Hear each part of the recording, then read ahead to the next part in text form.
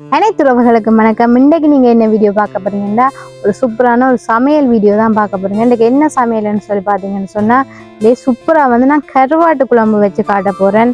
அதாவது கருவாட்டு குழம்பு இன்றைக்கு நான் சமைச்சு காட்ட போகிறேன். அதுக்கு நாங்கள் முரல் கருவாடு தான் இன்றைக்கு நாங்கள் வாங்கிட்டு வந்தோம். இது முரல் கருவாண்ட நடுத்துண்டு, இது வால் துண்டு, இது தலைத்துண்டு. இப்போ இந்த கருவாடில் தான் நாங்கள் சூப்பராக ஒரு கருவாட்டு குழம்பு உண்டு உங்களுக்கு நான் சமைச்சு காட்ட போகிறேன். அதோட எங்களோட சேனலை மறக்காமல் யாராவது முதலாவதாக பார்க்குறீங்கன்னு சொன்னால் சப்ஸ்கிரைப் பண்ணிட்டு பாருங்க. அதோட பக்கத்துக்கு பெல் பட்டனை கிளிக் பண்ணுங்கள். அப்போ தான் நாங்கள் ஒவ்வொரு வீடியோன்னு நீங்கள் தொடர்ந்து பார்க்கக்கூடியா இருக்குது. ஓகே, நாங்கள் இப்போ வீடியோக்குள்ளே போவோம்.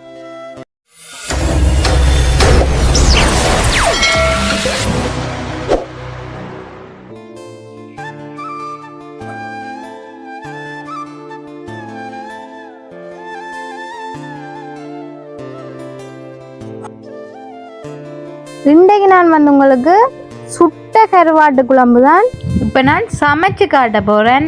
அதுக்கு முதல் என்ன செய்யணும்னு சொன்னால் இந்த தணலில் கருவாட்டை நல்ல வடிவாக சுட்டெடுக்கணும். சரியான புகையுமா இருக்குது, சரியான நெருப்பு வைக்கி அடிக்குது கையெல்லாம். இப்போ நாங்கள் கருவாட்டை சுட்டெடுப்போம்.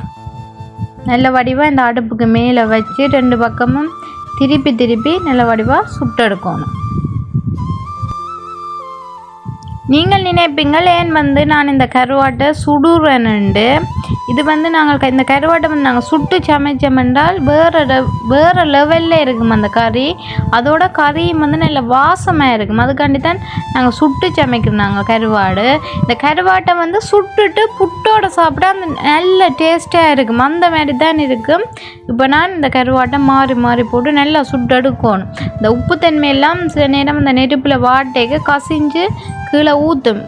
இப்போ நான் கருவாடெல்லாம் நல்ல வடிவாக சுட்டு எடுத்துட்டேன்.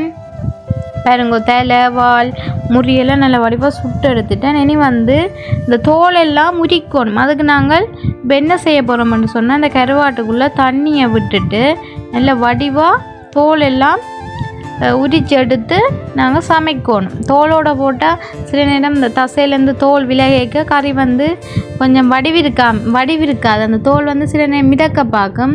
அதுக்காண்டி தான் நாங்கள் தோலை உரிக்கிறோம். பாருங்க, நல்ல வடிவாக இந்த தலையில் இருக்கிற தோல் எல்லாம் முட்டிச்சிட்டு சும்மா கருவாட்டு குழம்பு வச்சா சும்மா அந்த மாதிரி தான் இருக்கும் கருவாடு. பாருங்க இவ்வளோ தசை இருக்குன்னு சொல்லி. இதனால் பெட்டிய முறியல், அதாலும் தசை கூட. இப்படி சின்ன பீஸாக நாங்கள் பிச்சு போடுவோம். இப்போ உங்களுக்கு எந்தளவு பீஸ் வேணுமோ அந்தளவுக்கு நீங்கள் பிச்சு போடலாம். கொஞ்சம் ஒரு அளவான துண்டில் பிச்சு போட்டால் தான் எனக்கு கறி டேஸ்ட்டாக இருக்கும். அதுக்காண்டி தான் இப்போ சுட்ட கருவாட்டை நல்ல வடிவாக கழுவி நல்ல வடிவாக தோல் எல்லாம் முறித்து சின்ன பீஸ் துண்டாக எல்லாம் பிச்சு போட்டிருக்குது. இப்போ நாங்கள் வெங்காயமும் பச்சை மிளகாயும் வெட்டி வச்சுருக்கிறோம். நாங்கள் இந்த கருவாட்டுக்குள்ளே போடுவோம். சின்ன வெங்காயம், மற்றது 2 பச்சை மிளகாய், அதோட கறிவேப்பிலையும் போடுவோம். நாங்கள் இந்த கருவாட்டுக்குள்ளே கத்தரிக்காய் போட போகிறோம். கருவாட்டு குழம்பு தனியாக வைக்கிறதை விட கத்தரிக்காய் அல்லது முருங்கங்காய் அல்லது உருளைக்கிழங்கு போட்டு வச்சா இன்னும் டேஸ்ட்டாக இருக்கும். அதுக்காண்டி நான் 2 கத்தரிக்காய் எடுத்து வச்சுக்குவேன். அதைத்தான் இப்போ நான் வெட்டி போட போகிறேன்.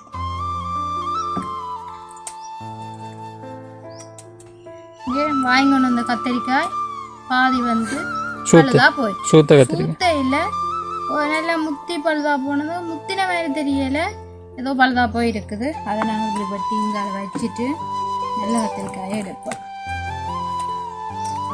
காசு கொடுத்து வாங்குறது பார்த்தால் எல்லாமே உள்ளால பழம். இது நல்ல கத்திரிக்காய்.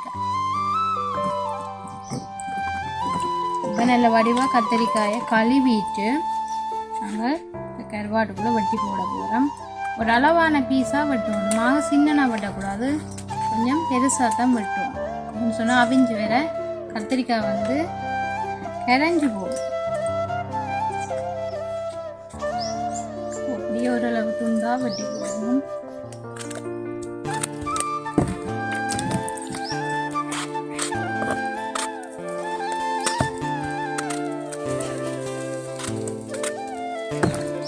நாங்கள் தேவையான அளவு தூள் மிளகாய் தூள் வந்து தேவையான அளவு போடுவோம். தேங்காய் பால் வந்து விடுவோம்.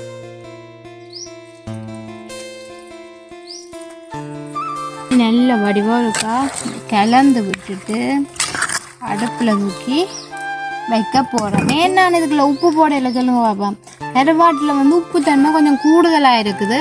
இப்போ நாங்கள் வந்து கறி கொஞ்சம் கொதித்து கொண்டு வேற நாங்கள் வாயில் கொஞ்சம் வச்சு பார்க்க தெரியும் உப்பு காணுமோ காணாதுண்டு. காணாட்டிக்கு நாங்கள் உப்பு சேர்ப்போம். இதோட வந்து புளியும் சேர்க்கணும். இந்த கத்திரிக்காய் வந்து அவிஞ்ச அப்புறம் தான் நாங்கள் புளி சேர்க்க போகிறோம். அதுக்கு முதல் புளி சேர்த்தா கத்திரிக்காய் வந்து அவியாது கண்டி போடும். இப்போ அதுக்காண்டி வந்து நாங்கள் இப்போ புளி விடையில இப்போ நாங்கள் இப்போ கருவாட்டு குழம்பு சமைக்கிறதுக்கு சட்டியை தூக்கி அடுப்பில் வைப்போம். நல்ல வடிவாக பால் எல்லாம் கொதிச்சு இந்த கத்திரிக்காயெல்லாம் நல்ல வடிவாக அவிஞ்சு விரட்டும். அடுப்பு வந்து நல்லா எரிஞ்சு கொண்டு இருக்குது. எனக்கு பால் வந்து நல்லா கொதிக்கட்டு.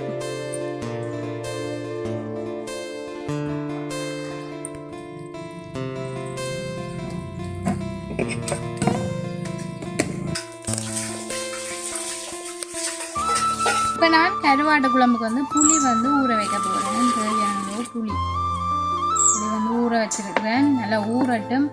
அது பிறகு கத்திரிக்காய் அவிஞ்ச அப்புறம் தான் நாங்கள் புளி விடணும். குழம்பு வந்து கொதிக்க லேட் ஆகுதுன்னு சொன்னா மண் சட்டி தானே, அதோட சூட்டு அடுப்பு. அப்போ அடுப்புலேருந்து வைக்கவோ கொஞ்சம் லேட்டாக தானே ஆகும். அப்போ இப்போதான் கொதிச்சு கொண்டு வந்துருக்குது. இப்போ பார்த்தா தூள் கொஞ்சம் காணாத போல இருக்கு. தூளை நாங்கள் கொஞ்சம் போடுவோம். வெள்ளையால இருக்கு, வெள்ளையா இருக்கு. கத்திரிக்காய் வந்து அவிய இல்லை. கத்திரிக்காய் அவிஞ்ச பிறகு நாங்கள் புளி விடுவோம். புளி விட்டுட்டு தான் நான் உப்பு புளி எல்லாம் காணுமோண்டு பார்ப்போம். சில நேரம் கருவாடுல நிறைய உப்பு இருந்தா உப்பு போடவே தேவையில்லை தெரியுமா. நல்ல வாசனை இருக்கு தெரியுமா. அதான் சுட்ட கருவாட்டு குழம்பு. அவிஞ்சு வர அந்த மாதிரி இருக்கும் கத்திரிக்காய். கருவாடு வந்து தனியை போட்டு ஒரு நாளும் கறி வைக்க கூடாது. இந்த கருவாட்டோட முருக்கங்காய் இல்லை கத்திரிக்காய் இல்லை உருளைக்கிழங்கு போட்டு வச்சா தான் இன்னும் சூப்பரா இருக்கும் தெரியுமா. தூள் வந்து சேர்க்க போறேன் சொன்னா தூள் காணாம இருக்கு, வெள்ளையா இருக்கு. அதுக்காண்டி தூள் சேர்க்கிறேன். இப்போ அடுப்பு வந்து நல்லா எரியுது. இப்போ சட்டியில சூடு குடிச்சிட்டு பக்கந்து நல்லா கொதிச்சு கொண்டு வருது கறி. சூடு ஆரம்பிச்சா பக்கன்னு கொதிச்சிருங்க. மண் சட்டி வந்து கொஞ்சம் சூடு ஏறுறது வந்து லேட் ஆகும். சூடு ஆறுறது வந்து லேட்டா தான் இருக்கு. கறி சமைச்சு அப்படி ஒரு 1/2 மணி நேரத்துக்கிட்ட சூடா இருக்கும் கறி. அதுவும் வந்து மஞ்சட்டி லேட் ஆகினாலும் பரவாயில்ல, மஞ்சட்டியில் சமைச்சு சாப்பிட்றது நல்ல சுவையாக இருக்கு. மச்சம் சமைச்சு சாப்பிட்றது சொல்லுவாங்க.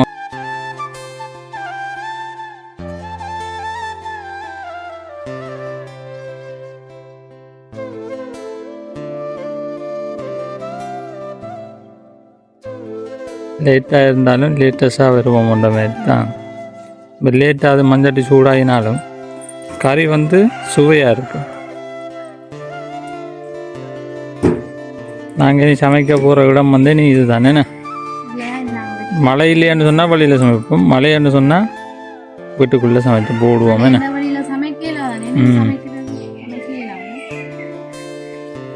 கத்திரிக்காய் வந்து அவிஞ்ச புளி விடுறத பார்ப்போம். இப்போ பார்த்தீங்கன்னு சொன்னா கத்திரிக்காய் கறின்னு தான் வருது. கத்திரிக்காயும் கருவாட்டு கறியும் வந்து சூப்பராக கொதிச்சு கொண்டு வந்துட்டு நான் கத்திரிக்காய் வந்து அவிய வேணும். அவிஞ்ச பிறகு நாங்கள் புளி சேர்ப்போம்.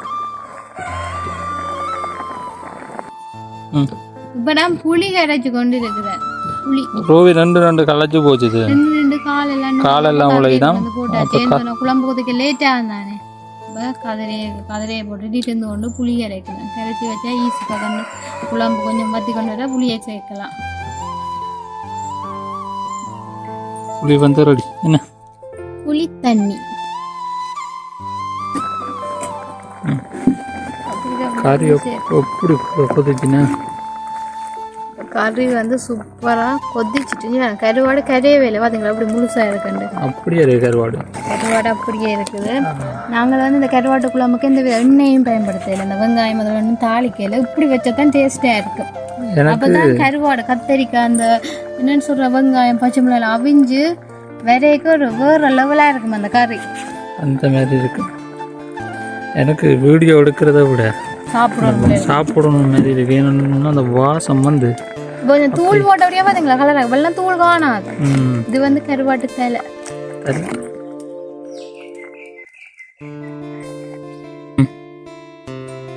இப்ப குழம்பு வந்து நல்லா கொதிச்சு கத்திரிக்காய் எல்லாம் நல்லா சூப்பரா அவிஞ்சிட்டு இப்ப நாங்கள் புளி சேர்ப்போம்.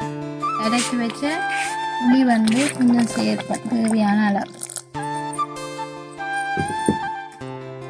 ஏன் முதல் புளி போடுற இல்லை? கத்திரிக்காய் அவியாது எத்தனைதான் சொல்லி கொண்டு வரேன். கத்திரிக்காய் அவியாது அவியாது அவியாதுன்னு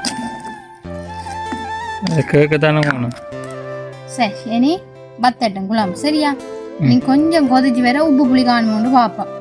ஏன்னா உப்பு நாங்கள் போடையில தானே இப்போ உப்பு பார்க்கணும். கொஞ்சம் கொதிக்கட்டும். ஏன்னா புளி இப்போ தானே விட்டது கொதிக்கட்டும். இப்போ நான் உப்பு புளி காணுமோன்னு சொல்லி பார்க்க போகிறேன். கடைசியாக உப்பு இல்லாமல் தான் இருக்குது இல்லையா? கருவாடில் உப்பு இருக்கு மண்டு உப்பு போடா விட்டு கடைசியாக உப்பு இல்லாமல் தான் கறி இருக்குது இல்லையா? பார்ப்போம். சரி உப்பு காணும்.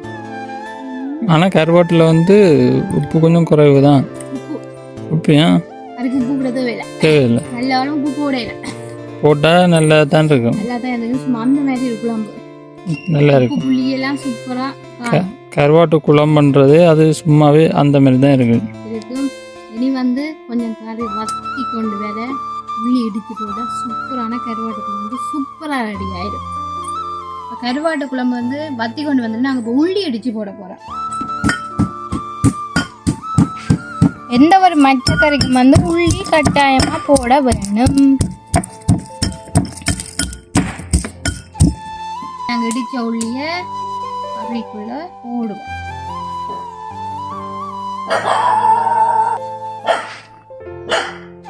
எப்படி இருக்கு?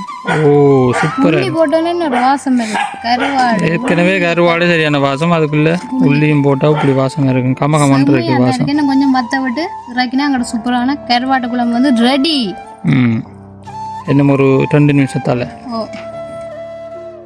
சூப்பரா வந்து கருவாட்டு குழம்பு தரமான கருவாட்டு குழம்பு எந்த ஸ்டைல வந்து ரெடி ஆயிடுச்சு. நீங்களும் இப்படி சமைச்சு பாருங்க இப்படி இருக்குன்னு சொல்லி. ஐயோ இப்ப நான் கருவாட்டு குழம்பு நல்ல வடிவ வத்திட்டு இப்ப நான் இறக்க போறேன்.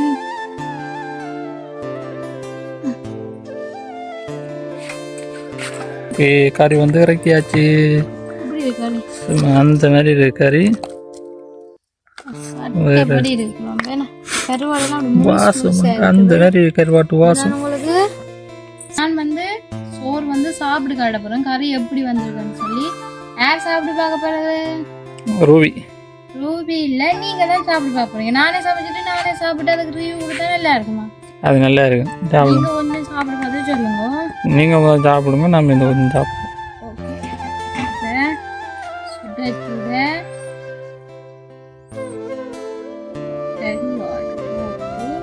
புகைக்குது அடுப்பு.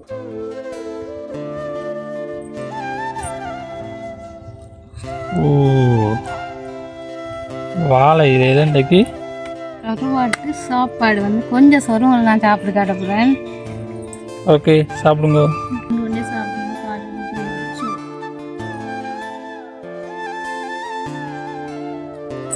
கறி வந்து நல்ல சூப்பராக இருக்கும். உப்பு நாங்கள் போடவே இல்லை. நல்ல கணக்கான உப்பு புளி விட்டது எல்லாம் சூப்பராக இருக்கு. நீங்கள் பேங்க சாப்பிட்டு பேங்க வந்து முதல்ல எப்படி இருக்குன்னு சொல்லி. கருவாட்டு இது என்ன முள்ளு முள்ளு நடுத்துண்டு நடு சைட் துண்டு இது நடுத்துண்டு நடுத்துண்டு.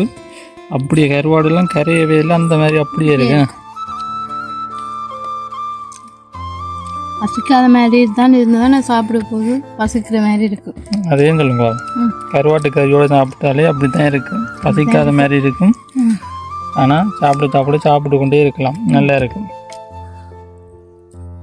காலையில் சட்டிக்கில் கருவாடு வந்து பல இருந்தது. எப்படி இருக்குன்னு சொல்லி சாப்பிடு பாருங்க. ரூபி சமைச்ச கருவாட்டு கறியை நான் அதோட வந்து சோறு நான் சாப்பிட்டு பார்க்க போகிறேன். எப்படி சுவையாக கறி சமைச்சிருக்கிறாவோ இல்லை எப்படி சமைச்சிருக்கான்னு சொல்லி நான் பார்க்க போகிறேன். அப்படி இருக்கு. நல்லா இருக்குது. சுட சுட சாப்பிட அந்த மாதிரி தான் இருக்குது. கருவாட்டை எடுத்து சாப்பிட்டு பார்ப்போம். ஒரு கருவாடு சாப்பிட்டேன் ஏற்கனவே நான். அப்படி கருவாடு அந்த மாதிரி இருக்கும். உப்பும் இல்லை கருவாட்டில் கணக்காக இருக்குது. அரையாச்சில் உப்பு போட்டோம்னா அந்த மாதிரி தான் இருந்தாங்க. நல்லா உப்பு கருவாட்டு கறின்னு தான் பேர் நான் போட்டுருவோம். இந்த மாதிரி அப்படி ஒரு லோக்கல் அந்த மாதிரி சுவையாக இருக்குது. நீங்களும் ஊரில் சமைச்ச மாதிரியே சமைச்சு சாப்பிட்டு பாருங்க. அப்போ உங்களுக்கு தெரியும் கறி சுவையாக இருக்குமா இல்லை எப்படி இருக்குமான்னு சொல்லி உங்களுக்கு அப்போ தான் தெரியும். நீங்களும் இதே போலயே செய்து சமைச்சு சாப்பிட்டு பாருங்க. ஓகே உறவுகளே, இன்னொரு காணொலியில் நாங்கள் உங்களை சந்திக்கிறோம். அதுக்கு முதல் எங்களுடைய சேனல் யாராவது புதுசாக பார்த்தா மறக்காமல் சப்ஸ்கிரைப் பண்ணுங்கள். அதோட பக்கத்தில் பெல் பட்டனையும் கிளிக் பண்ணிவிடுங்க. அப்போ தான் நாங்கள் போடுற ஒரு வீடியோவை நீங்கள் தொடர்ந்து பார்க்கக்கூடிய மாதிரி இருக்கும். ஓகே உறவுகளே, இன்னொரு காணொலியில் உங்களை சந்திக்கிறோம். பாய்.